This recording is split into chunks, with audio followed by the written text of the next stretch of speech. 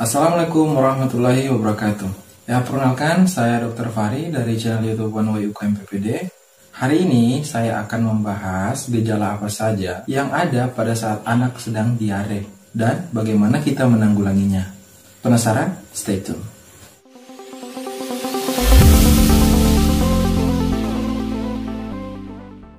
Oke, sebelum kita lanjut, seperti biasa, jangan lupa klik subscribe, like, share, dan komen, serta nyalakan bunyi lonceng untuk tetap mendapatkan video terupdate dari saya. Simak video berikut ini.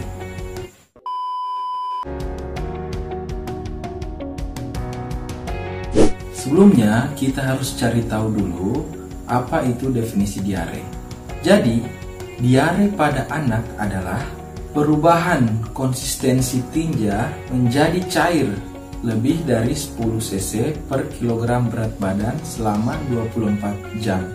Atau mudahnya, frekuensi buang air besar cair lebih dari 3 kali dalam 24 jam.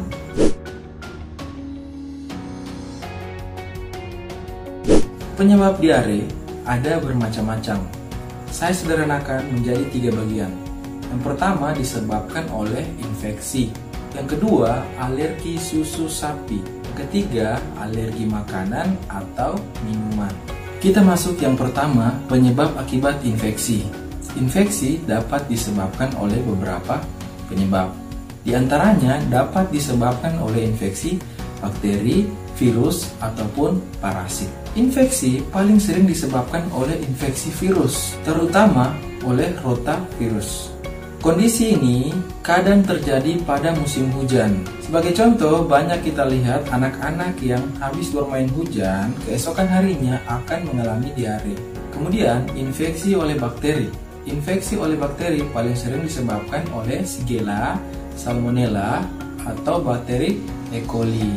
Bakteri-bakteri ini kadang ditemukan pada makanan kemasan atau makanan yang kurang higienis. Kadang dapat ditemukan juga infeksi parasit yang dapat menyebabkan diare pada anak. Yang kedua, alergi susu sapi. Sehingga setelah mengonsumsi susu sapi tersebut, anak akan mengalami diare. Yang ketiga, reaksi dari makanan atau minuman. Diare pada anak tidak boleh kita sepelekan. Karena diare yang tidak ditata laksana dengan baik akan menyebabkan komplikasi yang dapat membahayakan anak. Sebagai contoh, kekurangan cairan atau terjadi dehidrasi. Jika mengalami dehidrasi, anak akan mengalami gelisah, lemas, mudah lelah, dan rewel. Dan yang paling ditakuti ketika terjadi dehidrasi pada anak adalah terjadi shock hipovolemik atau shock akibat kekurangan cairan tubuh. Pada kondisi ini dapat membahayakan nyawa anak, bahkan dapat menyebabkan kematian. Kapan sebaiknya anak dibawa ke dokter? Ini adalah hal yang sangat penting karena masih banyak orang tua yang salah kapan harus mengambil keputusan ini. Yang pertama, bila anak sudah mengalami demam. Nah, bagaimana menentukan apakah anak mengalami demam atau tidak? Kalian bisa menonton pada video saya yang sebelumnya. Yang kedua, apabila BAB cair atau diare disertai dengan muntah. Akibat kondisi ini, makan dan minum anak menjadi menurun. Setiap makanan yang dia makan atau minuman yang dia minum dimuntahkan kembali. Pada kondisi ini, anak harus segera dibawa ke rumah sakit. Yang terakhir, ada tanda-tanda kekurangan cairan.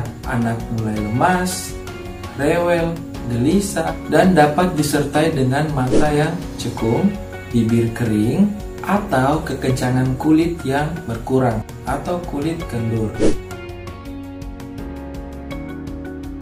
Ya, pertolongan pertama, berikan Oralit setiap anak mengalami BAB cair atau muntah. Cara pemberian Oralit untuk anak di bawah 1 tahun dapat diberikan Oralit sebanyak 50-100 cc setiap kali BAB cair atau muntah.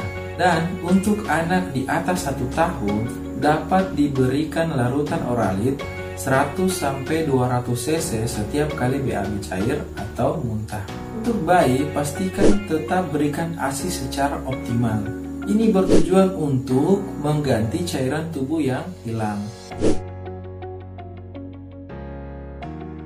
Kemudian, bagaimana mengatasi diare pada anak? Jadi, ada 5 lintas diare. Yang pertama, rehidrasi. Rehidrasi adalah memberikan cairan yang cukup dengan pemberian oralit atau memberikan air mineral. Yang kedua, pemberian suplemen zinc. Suplemen zinc diberikan kurang lebih selama 10 hari. Ini bertujuan untuk memperbaiki fili-fili usus yang mengalami kerusakan dan mencegah terjadinya diare selama 6 bulan ke depan. Yang ketiga, teruskan ASI pada bayi. Yang keempat, jika penyebab diare ini adalah infeksi bakteri, maka perlu diberikan antibiotik. Yang kelima, edukasi. Edukasi di sini bertujuan untuk memberikan informasi kepada keluarga bagaimana mengenali tanda-tanda bahaya dari diare. Tanda-tanda bahaya ini seperti yang sudah saya jelaskan sebelumnya. Kemudian, mengetahui makanan atau minuman apa yang dapat dikonsumsi selama mengalami diare dan pentingnya menjaga higienitas tubuh. Nah, itulah pembahasan mengenai gejala dan cara mengatasi diare pada anak. Jangan lupa subscribe dan saksikan video-video informatif selanjutnya.